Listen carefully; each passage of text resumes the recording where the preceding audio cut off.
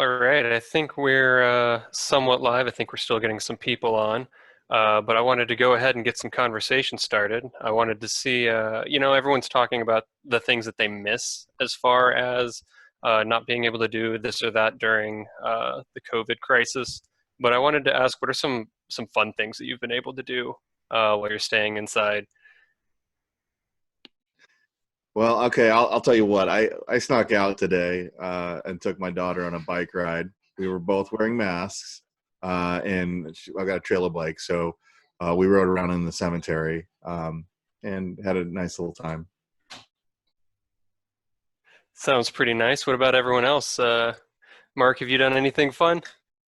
That's about it too. So I went and picked up mail checks at the mailbox, and then rode over to FedEx from there and dropped them off to get them to my compliance person. That's the totality of my fun is that's what Oh got me wow, out. they're living it up, huh? I know I've been playing some video games that I've been had in my backlog that I haven't been able to get to. So, what about you, Amanda? No, actually, I've been having a less than optimal time here. I've lost not only my hair, but my tooth. Been having a less than optimal And time it here. sucks, I've lost and not I only have. my hair, but my tooth. Been having a less. Sorry. There we go. Sorry, guys. I don't know how I have an echo. Oh, you just have to mute. I think that's coming from Mark. If we can get a mute on Mark while he. Thanks.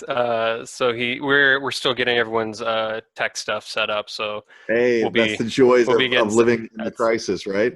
Yeah, that's we're all still getting used to it, all still learning. I think Mark is going to need to go live and then remove that from his background. Glad it wasn't my fault. Usually it's my fault. No, I think you're good.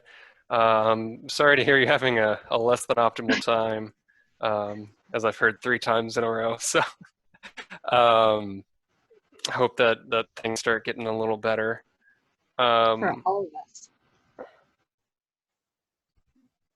I wanted to see. Before. Yeah. What about Doyle and Nick? How are you two doing? Hey Sam, I'm doing all right. It's a really beautiful day here in Eugene. Pretty optimal weather for sure. And I'm, definitely missing being out in the community, connecting with people in person. I'm definitely a people person. I have learned that from being cut off from, door-to-door canvassing and parties and meetings in the community, but we're keeping in touch in every way we can and appreciate this forum. Yeah, it's interesting because I was never really a big go out and talk to people kind of guy. I was a big stay home guy, and then I was like, oh, it's a beautiful day out. I should go out, and I've never thought that before in my life. That's never something I've ever said to myself. What about you, Nick? How have you been holding up? Sorry, still working on my audio here. No problem. That's why we give ourselves a few minutes. Think I got it. Doing good. Nice weather here also. Very sunny and warm. Kids are in the pool. Kids are in the pool. All right. I wish I had a pool. So I wanted to go ahead and now that I think we've got everyone set up, let's do some introductions. Why don't we start with Amanda? Why don't you tell us a little bit about your campaign, why you chose to run, and a little bit about yourself?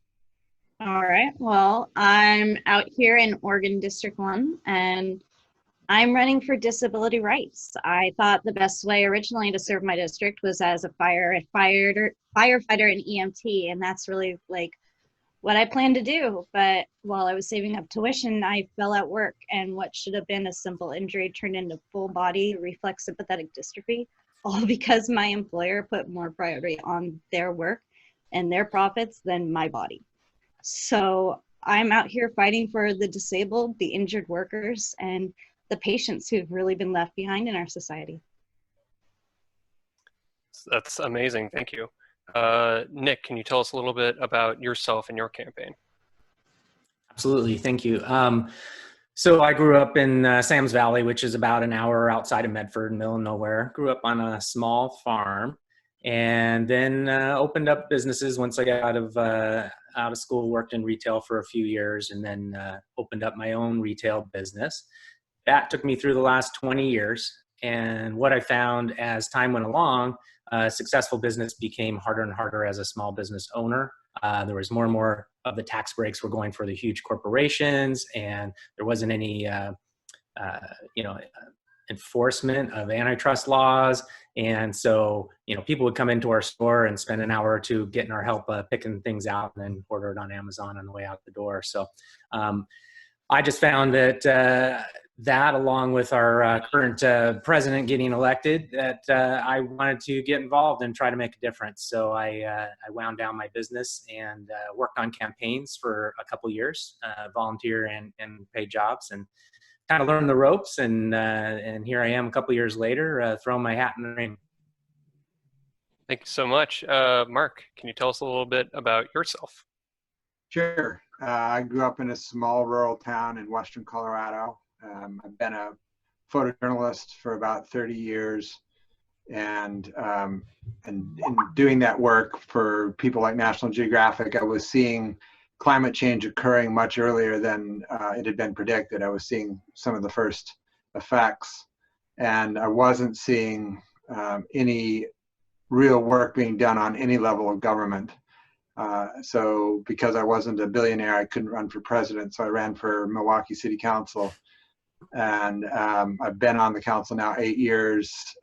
Been the mayor for the last 5 years, and we've passed one of the strongest climate action plans in the state, and that work is going well. And when the IPCC report came out, I guess it's been almost 2 years ago now, and told us we had 12 years, I started thinking about running for a federal position, because if we don't take serious action at the federal level, we're not going to make it. So that's what got me into this race. That and Bernie got me into this race. Thank you so much. Albert next. Can you tell us a little bit about yourself and your campaign? Certainly. So my name is Albert Lee. I'm running to represent the people of the 3rd District, and I'm, first of all, really excited that we are all here. I think it's the first time we've actually had progressive fighters, progressive challengers for all 5 districts of Oregon challenging to upturn the status quo. And I think that I think we can all agree that we're trying to overturn a status quo where we have career multimillionaire politicians ruling over us. It's time that we replace them with citizen representatives who know the struggle, who won't take corporate contributions, and who will truly represent and fight for the people. So I'm standing here in unison with the rest of the crew here as a regular, everyday citizen with a lived experience. I'm an Army vet, a first-generation American, having been born in Korea, also 6th-generation American, having my father and his family can trace their roots back at least 6 generations. Working class, grew up in working class St. Louis, 1st-generation college grad, 1st-generation law school grad. And like I said, I think it's time that we uplift some new voices to represent us here in all of our districts and really fight for the people. So for me, like Mark, been activated in 2015 by Bernie Sanders, and I'm a proud Berniecrat, looking forward to continuing the movement. Thank you so much. And finally, we have Doyle. Can you tell us a little bit about yourself and your campaign? Sure, thank you. My name is Doyle Canning, and I live in Eugene. I'm running in Oregon's 4th congressional district, and I am a mother and a community organizer. I've spent 20 years working in grassroots progressive community organizing movements, taking a stand with low-wage workers, with migrant workers, with communities who are fighting against destructive pipelines and coal mines, and to clean up toxic chemicals and to stop displacement because of foreclosures and evictions. I've spent my life doing that kind of work at the grassroots level, and I am running for Congress because of the fundamental failures of our political leaders over not just the past few years and months, but over decades that got us in the situation. Whereas Mark, as you were saying, the climate crisis has now accelerated to a point where we are at a moment where we have to make big structural fundamental changes in how we order our fossil fuel economy and reorder it along the lines of renewable energy. And I have a vision of how Oregon can lead that transition. We are blessed with so many natural wonders that could help us get out of this climate crisis. What we lack is the political will. And I have that political will. I am of the climate movement and fighting for climate justice and fighting for my 2 young children. You know, I'm a mom of a 5 and 7-year-old who will be my age in 2050. And if we don't act now, they will not have a stable climate. A habitable planet will be at risk for their generation. And so that's why I'm running now. It's really great to be here with you. Thank you. Thank you so much. And I'm Sam Rigas. I'm going to be your moderator. Before we get started, I want to bring up a couple things. The first thing is we are having some slight internet connection issues. It seems to only be affecting the video, at least for the most part. So I hope that you're at least able to hear us well. Just want to let you know we are aware of that, but we're going to try to fight through it. And the other thing I wanted to bring up is that we're not all in the same room. So we're missing some social cues. If you've been at home using Zoom conferences like we have, this is probably familiar to you. It's hard to talk conversationally without feeling like you're interrupting each other. So we've come to an agreement that, you know, we're going to be interjecting. We're going to be kind of talking over each other. That's not because we're being rude. That's because we want to keep this kind of light and conversational. And I just want to let you know where we've all agreed to this. No one's being rude here. This is something that we've come to terms with. So with that out of the way, I wanted to start with something that Amanda brought up, which is disability rights. That's something that's clearly very close to you, and something that's tangential to that you brought up was your employer putting profits over your safety, which is something we're seeing happen all around the country right now in regards to the current COVID crisis.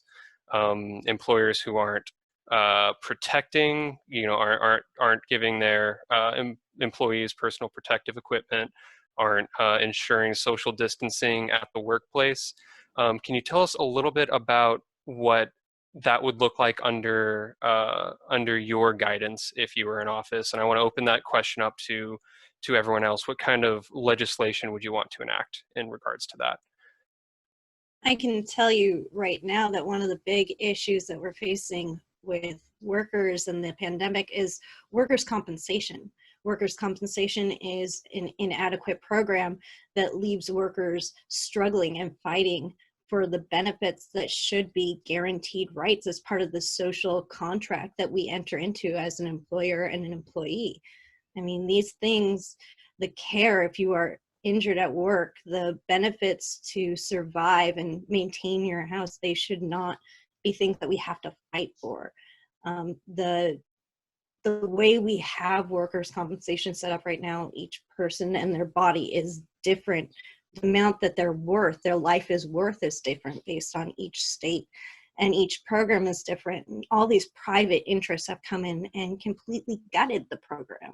We need to federalize workers' compensation, take the profit out of the industry. It never should have been made for profit. Just like our healthcare system, the same big companies that gutted that are gutting workers' compensation. We're doing nothing about it and saying nothing about it. That's one place that I think we should start. Another one is Medicare for all. You know, I think that program would save lives across the board. It would standardize care, give people coverage for every condition, every part of their body. And I mean, we shouldn't have people that have teeth like these. I mean, that's just not how it should be.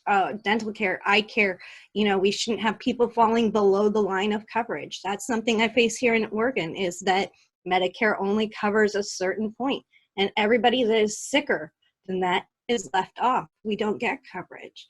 And we have politicians talking about using that as the standard that they want to implement for Medicare for all, it's not good enough. And so, I mean, I'd love to hear what you guys have, what you guys think. No, I mean, I think you hit the nail on the head. I think there was an article just today where they were talking about the system down in Florida and how it's all collapsing when it comes to the unemployment system and regime, how they've completely gutted the system down there for the benefit of employers, and now it's biting them. And I agree with you. I think that we need to have a nationalized system when it comes to that. If anything, this COVID crisis demonstrates, again, the need for a universal healthcare system. With an employer-based system, we've got 30 million people out of jobs right now. That's 30 million families without health insurance. And I know that the right-wing response to that is COBRA. Well, I've had the opportunity to try to use COBRA, and it's not feasible. You're taking the same insurance that your employer paid for, in part, and now you have to foot the entire bill when you no longer have that job. It's impossible. Yeah. Yeah, absolutely. If progressives aren't fighting now for Medicare for all and pushing back against this proposal to just essentially deal with the coronavirus crisis with COBRA, which is the most regressive proposal I've seen, and yet it's coming from Democratic leadership. I did say right wing, didn't I? Yeah. This is the moment when we really need to be out there fighting for Medicare for all, not just to cover the coronavirus, but to cover all conditions and vision and dental and hearing, like Siebe's saying, like, why is it that we have a system where somehow your teeth, taking care of your teeth and your eyesight and your hearing is not part of your health? Like, it doesn't make sense to me. This is the moment when we need to fight for Medicare for all. It's also a really important moment to be fighting for workplace protections. And there is a proposal now for an essential workers' bill of rights, which would guarantee everyone who is working out in this pandemic, whether they're stocking shelves, driving a truck, working in an emergency room, doing agricultural labor, that everyone who is working out in this pandemic has PPE and has basic workplace protections like sick leave and hazard pay and social distancing, and the protections that they need on the job to stay well and to continue to take care of the rest of us. And this is somehow like a controversial proposal in Congress because it was not part of CARES, which it absolutely should have been. I don't know how it's possible that we have a bill that passed in the midst of this crisis, several of them, that didn't include this essential workers' bill of rights. And it's something that I will be fighting for very hard when I serve my district. Well, yeah, I mean, there's all kinds of stuff to unpack there. Obviously, we'd be doing better in this pandemic right now if we'd already had universal health care. We'd have more doctors, we'd have more hospitals, more ICU units, because we'd be already serving the entire population rather than just the 50 to 80% that can currently afford healthcare. But you said something there, and I just dropped it. Darn. There was something that was even more important. What did you just say? Old age sucks, you guys. Don't get old. Essential workers' bill of rights. Oh, yes, the CARES Act. I don't know how much you guys have gotten to unpack some of that, but the more I'm seeing of it, the less it's actually going to the places it's meant to go. The vast majority of everything that's come out of Congress since the pandemic is right inside the neoliberal playbook of don't waste a good opportunity. Yeah. Don't waste a good opportunity. It's some good old government contracting. Let's go ahead and pile up the profits, add a bunch of middlemen in between, and make $1 face mask into a $6 transaction. Mm-hmm. Yeah, yeah. I'm sorry, I haven't gotten my stimulus. Have you guys gotten your stimulus? I just did the other day. I was lucky. I was in the early batch, but that's not going to last me very long. I hate to say it. Most of my town halls, I asked that question, and we're still at around 30%. Of people that have gotten it. So, but the millionaires all got their 1.7 million in tax breaks. Thank God for Indeed. that. And that's, that's what we're talking about right here. So when in the middle of the COVID crisis, Wall Street collapses, the stock market crashes, immediately trillions of dollars are injected, no discussion, injected directly. Why? In order to save the assets of the 1%. And then we have to spend a week in deliberating whether we're going to give $1,200, which we still haven't seen for the most part for regular everyday Americans. And even during those deliberations, another $500 billion went no strings attached to the 1%. Something's got to give. And I think I want to put this out there, and you guys don't have to agree with this, but here we've got 5 districts here. Okay, all 5 are multimillionaires. Okay, all 5 are over the age of 62. All 5 are property owners. All 5 are part of the 1%. That is not representative of this state. In fact, when I look across this screen right now, this is more representative of our state. Where 44% of us are renters, myself included, where less than 1.4% of us are multimillionaires, and I don't think there's a millionaire on this screen right now. A good 15% of us aren't white, so that follows here also. And half and half of us are men and women. So we're getting closer to that ratio of what it is that it is to represent the state. And 1 in 5 is disabled. Yes, and here's the thing, right there, nail on the head, 20%.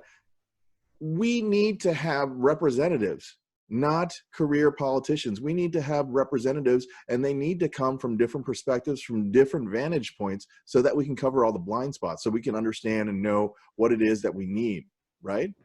Yeah, and I think money is the answer. I think we need public funded elections. It's at least part of the answer, because nothing's going to change as long as money, whoever has the most wins.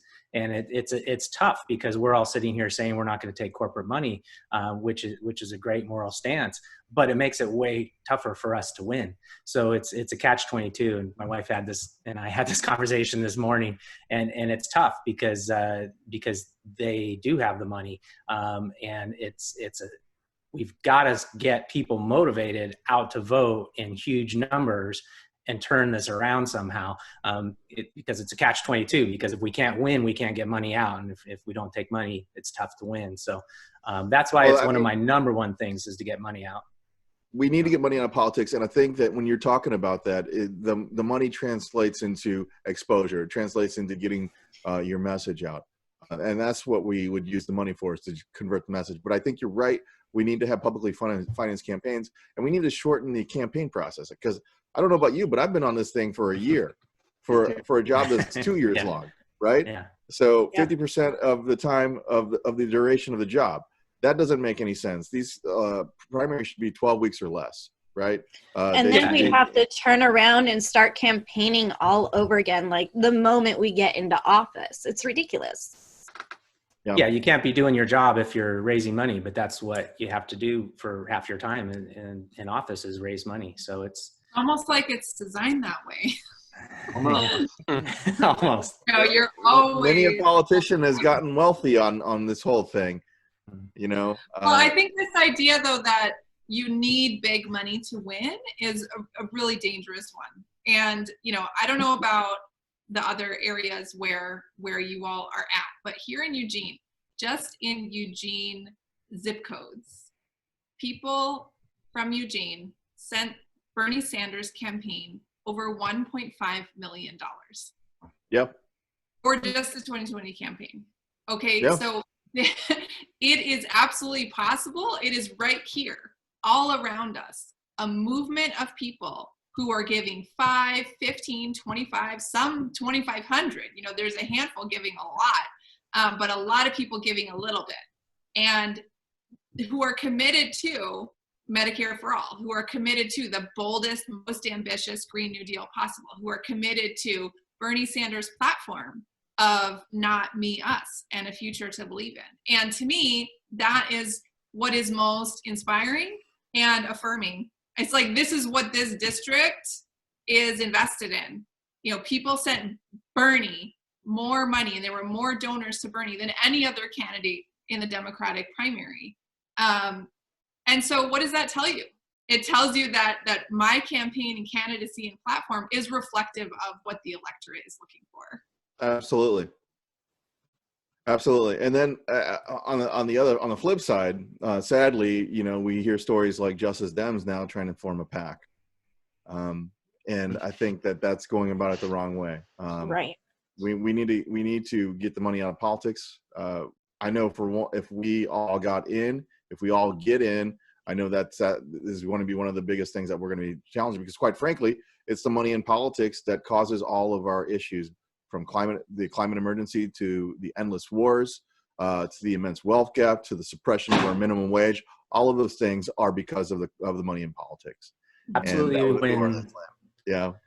Yeah, when 70% of people want Medicare for all, we can't get it, Yeah. and something's doing that. It's money. When 90% of people, including Republicans, including members of the NRA, not the leadership, but the members, want to expand background checks, and we can't get it. Well, something's stopping that, and it's money. And you can go down the issues, and we've got the majority of the American public on our side on all the major issues of the day, but nothing's getting legislated that way. And it's other structural issues too. And I think we need structural change, a lot of different structural change, but the money is a big part of it. Right. And it's even, sorry, go ahead, Amanda. I was going to say, I don't know about you guys, but Suzanne Bonamici, she has less than 7% of her donations. She has $500,000 in her bank right now, and less than 7% of that came from small donors. I mean, we need some real action and some real change, and the only way we're going to get that is if we elect people that will fight for it. I mean, there's no way that Bonamici would ever fight for that, because she profits off of it. She's made over $3 million since she's been in Congress. Yeah, well, Kurt has received the 11th most of any Democrat in the primary season. He's got over 3 million in the bank, and less than 5% of that is from people. Most of that's from corporations. But you know, there's an even more insidious problem with the power of money, and that is the media. I'm sure you all have noticed that you are being roundly ignored by the media. And well, kudos to the Portland Mercury, Mark, right? We got to give kudos to the Portland Mercury. We got the Mercury. We got the, the Mercury was good. There was just a piece on OPB today where at least some of you are mentioned. It was a story about the 5th Congressional District. But they picked up a couple of the other races in the story. But it's been pulling teeth to get those, right? And we've spent so much time trying to get the earned media, but we're being ignored on purpose, because if they let people know that there's an honest to God choice, they're afraid that the incumbents will lose this. And there goes the power of the money. Yeah. I mean, we see this on the national level also. I mean, I'm not going to cry a river about it, but I mean, it was a coordinated effort between establishment Democrats and mainstream media when it came to silencing Bernie. I mean, I know part of my crew went up to Tacoma, to the Tacoma Dome, to see Bernie in Washington. That was packed to the gills, 18,000 seats. That did not make national news. Whereas throughout the entire primary, we had, you know, a half-hour clip on Delaney. I mean, we had focus features on Tom, I can't even remember his last name. And they constantly ignored a grassroots, people-powered campaign that was, you know, igniting people around the world, around the country. And that you know, that's the thing that we fight for on the local level as well. And it's a damn shame, because I think, you know, competition in democracy makes democracy stronger. Yeah. We our campaign has picked up 5 or 6 union endorsements, which is almost unheard of in a primary running against another Democrat. Kurt's got 1 union endorsement this season, 1, and that has not made the news. Yeah, not a word about it. So another thing that hasn't, you guys alluded to in your introductions is the climate crisis. It's getting kind of a back seat during this other crisis we're dealing with, but it's certainly not stopping. It may have slowed down a little bit just because we stopped going to work as much, because we stopped producing as much. A little bit? You don't think so, Doyle? Well, why don't you tell me a little bit about what you were seeing in your district as far as that?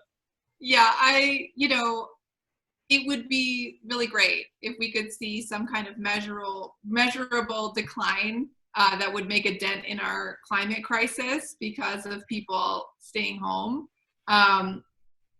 The latest numbers are out from the observatory in Hawaii that measure at the level of greenhouse gas emissions in the atmosphere. They're up again, as they are every quarter, every year for decades now.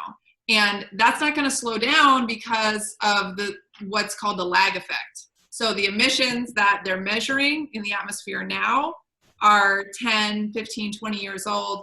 And so, we're so far in this hole, but there have been promising signs of, reduced air pollution, increased visibility and fresh air in a lot of major cities, which is making people realize how dirty the air is. Yeah.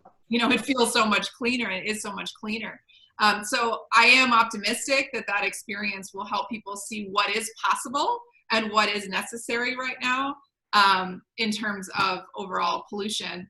But we have a lot more work to do than staying home for a few weeks to solve the climate crisis, unfortunately. But we can't throw our hands in the air and shrug, right? Because, this COVID crisis did demonstrate that even with 3 weeks off or 6 weeks off, that the air has changed.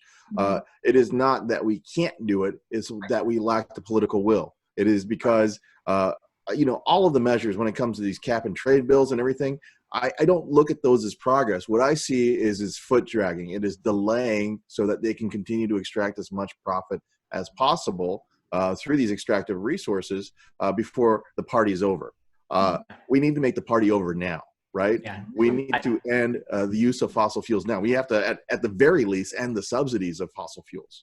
Yeah. Yeah. And I'd like to just say I agree 100%. It is doable, and all we have to do is do it. And I think one of the key parts is talking about how we don't have to choose between jobs and the environment, because a lot of people are concerned with that and think that they're going to get left behind if the economy changes. So I think, if we take, like you said, the subsidies away from fossil fuels and put them towards sustainable energy, not only does that hopefully save the earth that we live on as we know it, but also creates millions of jobs. And I think if we talk about that, part of my platform is to give first dibs to those new jobs to people who've been displaced. And I include people that are displaced by technology, whether it's a retail worker that lost their clerk job or a logger, whoever it is. So I think we can do that. The other thing, speaking of loggers, is I have at least down here, forest fires is huge.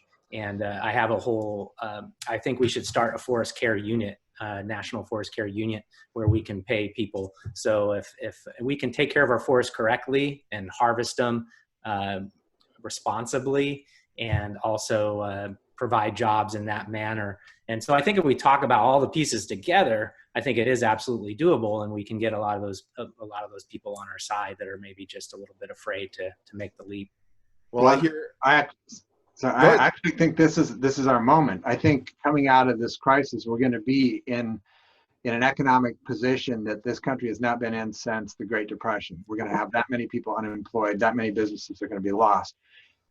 What is the absolute perfect thing to kickstart an economy? And that is a jobs bill. What is the Green New Deal, right? Jobs guarantee. Yes, we could put all of those people back to work and do it, solving the biggest crisis that our species has ever faced. This is actually our moment, and let's take a page out of the neoliberals' playbook and take this crisis and pivot it into really jump-starting the solution, jump-starting the Green New Deal. I think this is our moment.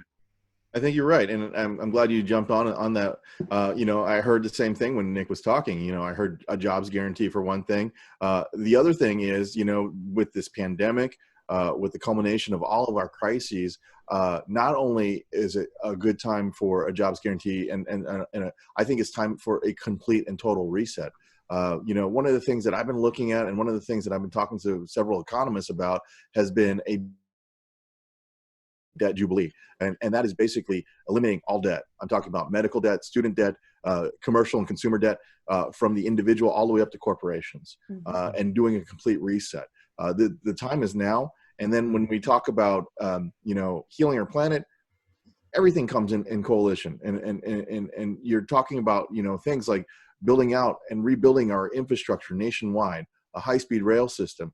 It's talking about having a free public transit system that will incentivize people to get out of 20th century individual solutions and getting into more 21st century collective solutions.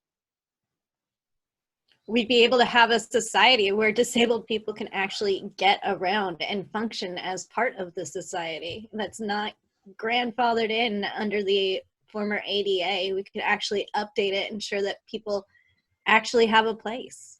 Well, and the current ADA is weak sauce. So one of the things I've done as a mayor is to create a system where we're investing in our sidewalks and our bike lanes throughout the city. We're investing $52 million in the city of Milwaukee over the next 9 years. When we are done, we will have the only ADA compliant, or the level A, or whatever, they break it down into 3 different levels, but the only ADA compliant city in the state of Oregon, because the only thing they require is that you have a plan, and a plan for how you're going to fund it. But that plan can be 1,000 years long. Yep. Wow. That's it. Yeah, I mean, universal design, I think, is something that should be incorporated into all of our building moving forward. Design shouldn't be created and then you fit into the design. It should be the other way around. So I agree with you, Amanda, because I don't know about you, but if you knew about this, but I had the opportunity to travel the streets of Portland with Amanda. Was it back in November? December, yeah, in the cold December rain. So we were rolling around, roll for your rights, wasn't it? For your rights, yep. And so she set out this path for us to navigate in wheelchairs. And, I didn't think it was going to be that hard. And I think you said it was supposed to be an hour long, and it ended up taking us 2.5 hours. And I think we ended up cheating at the end. You completed about a third of it. Yeah. Okay. Not at the end, a third of it. Yep. Well, you tried. It's hard. It's really, really hard. I mean, it's not just like the hills and the horrible cutouts that fill up with water and you can't get through them or around them. It's all the stairs. You can't get into shops. You can't get into places. Albert, you and I went out for coffee, and I found a wheelchair accessible coffee bar, but they had bar stools that were up here, I mean. Well, I've got to ask, a lot of times we have these grandfathered in establishments that aren't, that don't necessarily have to upgrade because they're grandfathered in, they say. And part of the reason for that is they might not have the money, or, they might be, especially now, small businesses that have been working on the margins are now in an even tougher spot. What do you say to those businesses? What's the solution to that? We need to, we have tax credits for everything else. We need to get the money to the people so that they can upgrade and make it so that their places is accessible. It's such an investment that everybody is accepted and everybody can enter into their establishment. When you're leaving, 20 to 25% of paying customers out and they can't even get in. Imagine how much business and our economy will grow when people are actually allowed to be part of it. Yeah, I just would piggyback on that. Whenever I talk about infrastructure, the number I use is every dollar spent creates $2 in economic growth. That's new jobs. That's everything. We spend money on military and we spend money on oil, subsidies, but we need to invest in our people. And the more people out there contributing to the economy, the better we all are. We just have to spend. As a business owner, I always say it's not about if we spend money or not. If you want your business to grow, if you want your employees to be fruitful and work, you've got to pay them right. You've got to spend money. It's all, where do you invest it, and where's the what do we get back from it? And investing in our people and our planet has a return, whereas investing in war doesn't. And that's where our country is. It has a return for the 1%. Well, right, yeah, not the right, not Well, the right no, people. you're right, and that goes. It goes back to the money in politics. I mean, we have endless wars because the military-industrial complex bribes our politicians to continue to spend money on things that we don't need. We continue to have the use of fossil fuels for the same reason. Fossil fuel companies continue to bribe our politicians to continue to provide subsidies and protections for things that we don't need. And when it comes to this, I want to go back to ending the fossil fuels, right? People are like, well, we can't do that because we don't have, we gotta get out of that mindset, right? Whenever we have a challenge, people rise up to that challenge, right? We have a necessity as the mother of invention. Let's create that necessity. Let's create the necessity. People will stand up to the challenge. We will get to where we need to be.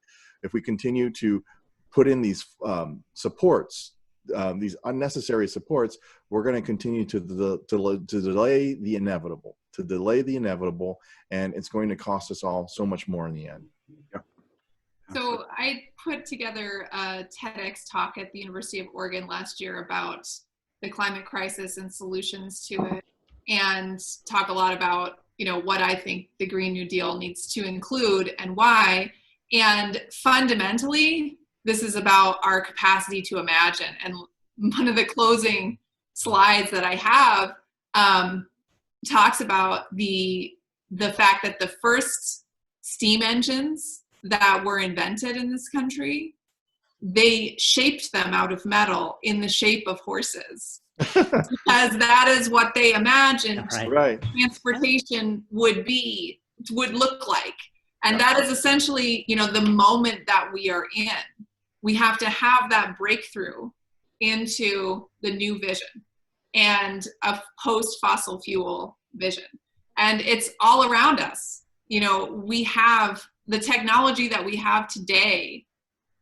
We have the ability to generate most of our energy from renewable sources: sun, wind, tides, micro hydro, and these are all technologies that we're developing here in Oregon. We have maybe we just need to shape them into the shape of oil barrels. Yeah. And so, we can really lead this transition, but we have to break out of this political mindset of we can't, or just wait, or, let's study the issue. No, we're done studying the issue. When Congress passed the Clean Air Act in the early 1970s, they said to car makers, you need to get emissions to this level. And within 18 months, the car makers in Detroit had the catalytic converter. Yeah. Okay. It's called technology forcing. Yeah. And it's what policy can do if you're not afraid to pick a fight with the industry that you're supposed to be regulating. And that's the problem that we have in Washington today. That's right. Exactly. We don't regulate it. We when we talk about the banking industry, for instance, we've divided that up into 6 different organizations that are overseeing that, or different parts of it. And then we'll in turn allow folks that have been in the industry to become the leaders of those agencies. And then you just have this big circular deal, and then we do not have true oversight. What were you going to say, Mark? I don't know. Well, I've got a question, and this comes from Nikki on Facebook. And Nikki asks, thank you for the awesome conversation. How would you fight for publicly funded media to filter out the fake news? And I want to open that question up a little bit more to, is publicly funded media the solution that you would go for? Do you think that a solution to media is something that government-specific jobs should be looking at, or something that should come more from individuals? What is your solution to fake news, biased news, and news that isn't covering your campaign right now? I talk about this actually a lot in my campaign because of my background, right, as a journalist. In my personal opinion, the third leg of democracy, the third leg democracy rests on is journalism, is the truth, is having access to information. If we have an electorate that doesn't have actual information, they will not make good choices because they're guessing. We have had better news in the past. We have had more accurate, more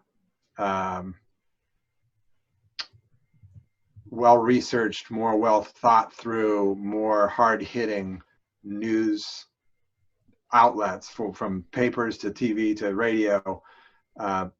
Before Reagan, it was substantially better. One of the things he did was to gut the fairness doctrine. He got rid of the fairness doctrine, and that really opened the floodgates to what is essentially now PR. There is very little actual news in the major media outlets. It is PR for the 1%, dressed up as news. If we don't get back to the point where we have actual news that people can trust, they know that if these people said it to the best of their ability, that is the truth. And I don't know how we get that without creating a publicly funded system that is hands off, right? Once the funding is established, then no political effort, no political pressure can be put onto that system in any way, shape, or form. It's established, it's there, and an independent group runs it. I would say I think that public media is not a bad idea, but I think we still need more voices than that in a free country. So it's a tough one, but I think that breaking up the monopolies is a part of the picture when, you know, the news stations are all owned by one company, and the papers and the radio. So I think breaking them up, and same thing, Facebook, and sorry, Facebook, I'm on you live right now, but we got to break up Facebook, got to break up Google. When they're controlling the news, they're controlling the info. When you can't even accurately fact check your news because the fact checker, Google, controls what you see, and if they tailor it to what you already think. So we need to break that up, some kind of fairness doctrine that is updated for electronic media and the way we communicate nowadays. But definitely we need to break up all the big monopoly media so that we have small individual voices out there. Yeah, I think you're right. First of all, Mark, journalism is the fourth estate. And what we have seen over the course of the last 40 years is spot on. You know, there was a time when we used to joke about a current affair being a tabloid, and now CNN and Fox News are just the same thing as a current affair was. Almost worse. Even worse, exactly. And here's the thing: we got to realize that those are corporations. They're corporations that are focused on making money. Exactly. Right? So they're not there to provide us the raw journalism that we need. They're there to continue to keep your eyes glued to the set so that they can make more money off of their advertisements. Now, every single one of those multi-media talking heads that are sitting in front of you, be it on Fox News or CNN, they too are a part of the 1%. Go take a look at their salaries. They're in the 7 figures, okay? So don't let them and their folksy vibes let you think that they are you. They are not you. They're not about you. And again, so that is another reason why we have a crushing silence when it comes to the progressive movement moving forward, where we have this lack of information coming out about us because we are an existential threat to them. So as much of an existential threat we are to the establishment of the parties, because we're fighting for the people, right? We're fighting for a government that's going to work for all of us and not just those at the top. And they're pretty satisfied with the status quo. They're satisfied with the way things are.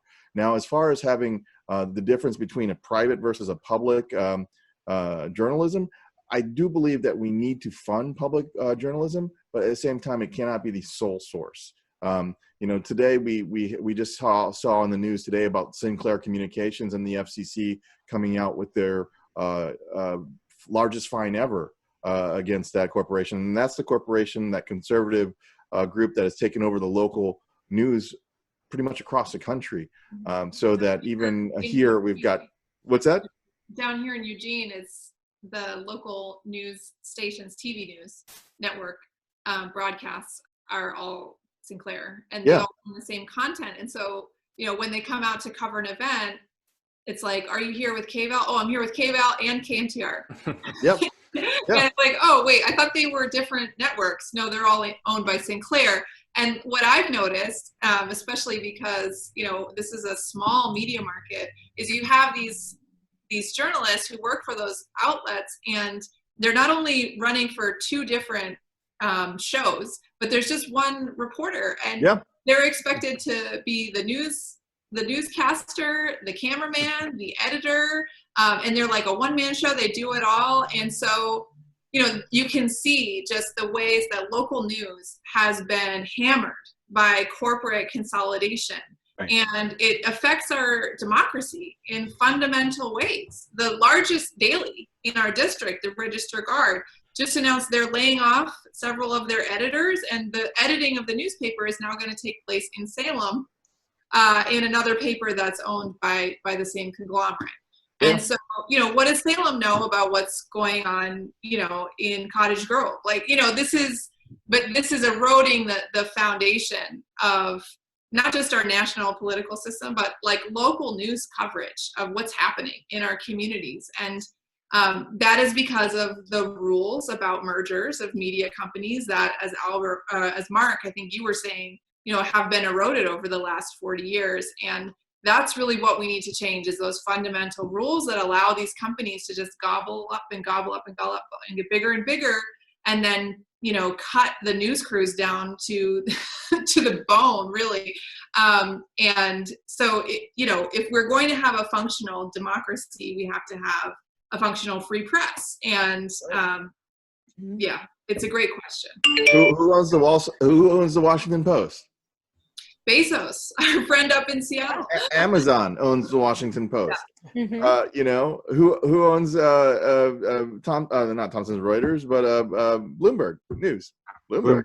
And so on. So I mean, again, the consolidation.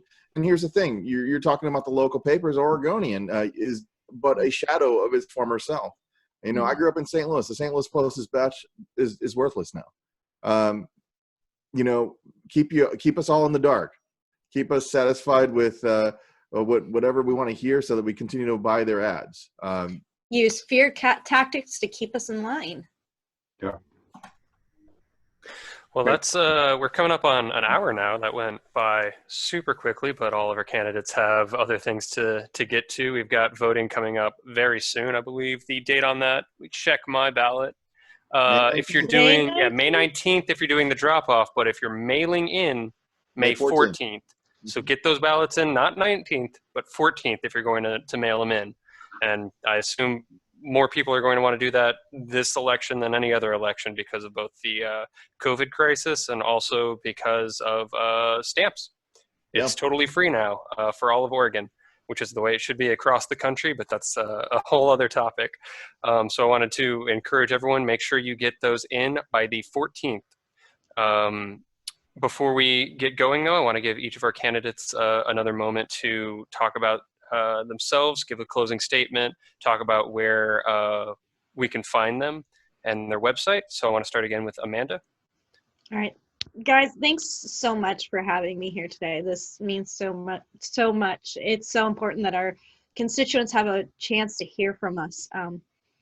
I'm so proud to be representing this district. This is my district. This is where I was born and raised. And these people here, they have my heart. I'm fighting for them to make sure that we all have the quality of life, the dignity, and the respect that we need to live a life with dignity. We need that ability to have the things that we need to live. And I'm proud to be fighting for those, for Medicare for all, for Green New Deal, to ensure that we have a federalized workers' compensation and dignity for those with the disabled and the injured workers. So that's why I'm running. And to find out more, go to www.siebe2020.com. Thank you so much. Nick. Yeah, thanks for having me. I really appreciate this. It's been a lot of fun. I'll just use this real quick to just plug my main things, my main priorities if I get in office. and getting money out of politics obviously is my number one, because that's what gets us the other things, I think. Medicare for all, I fully endorse Medicare for all. Just real quick, my main difference on Medicare for all is that I don't think we should raise taxes on anybody in the lower middle incomes. My plan raises taxes only on people 200,000 plus a year, individuals, and I raise those rates quite a bit, substantially higher, to like the 1940s types rates. And then creating sustainable jobs. Everybody should have a job guarantee that was brought up earlier. So creating sustainable jobs through sustainable energy. And you can find me at nickforcongress.com, NIKFOR Congress.com. Thank you very much. Thank you so much. And Mark, why don't you tell us a little bit more about your campaign?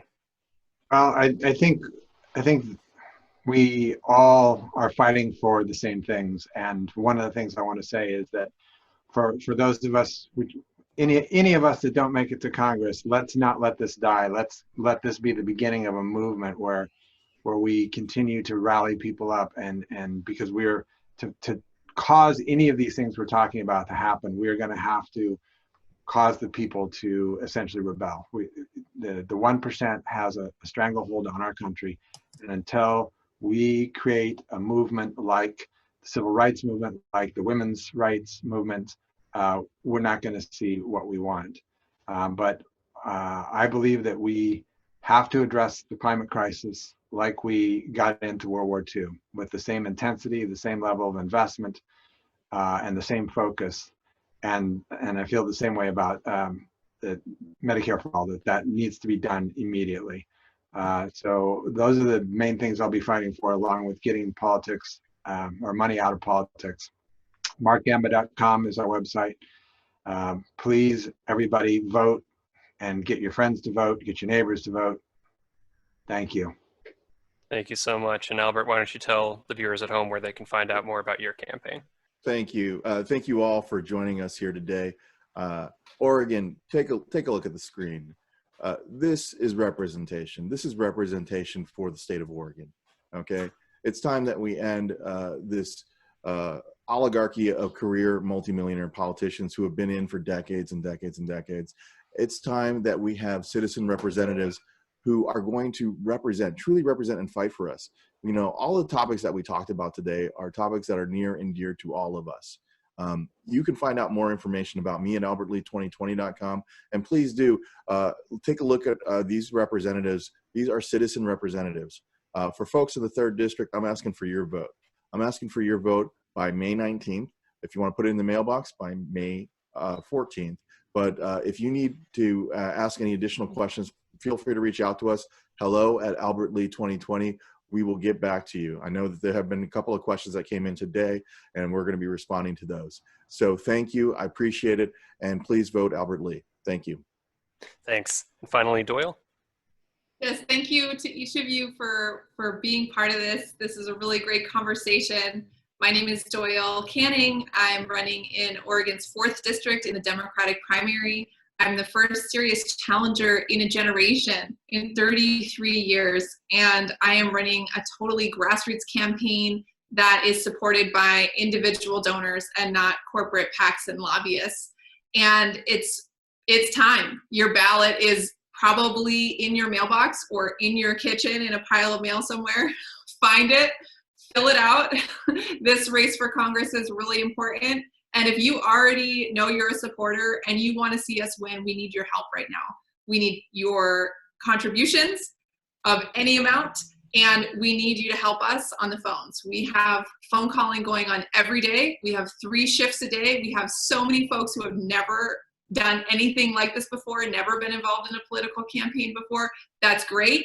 Welcome, join us. We'll train you up, we'll get you started. We have a texting team as well, and we are contacting thousands of voters and reaching out with this message to take a stand. That 2020 is the time to take a stand for healthcare as a human right, for homes for all, for our climate, and for our country. And I need your support, and now is the time. So let's do this. Thank you. Thank you so much. Yes, it's not too late to contribute to any of these campaigns, and it's not too late to get the word out. So, you know, if you've got friends, family also living in Oregon, maybe not even in the same district, point them to the appropriate candidate in their district. It's never too late to get the word out. I want to thank you all for joining me, and thank you for the sacrifices you've made in campaigning. A lot of people don't realize how much of a sacrifice that is, especially when you're running without corporate money. And I want to thank you, the viewers at home, for tuning in and joining us. I think that's all for today. So stay tuned and keep an eye on these campaigns. Thank you. Thank you. Thank you. Take care, everybody.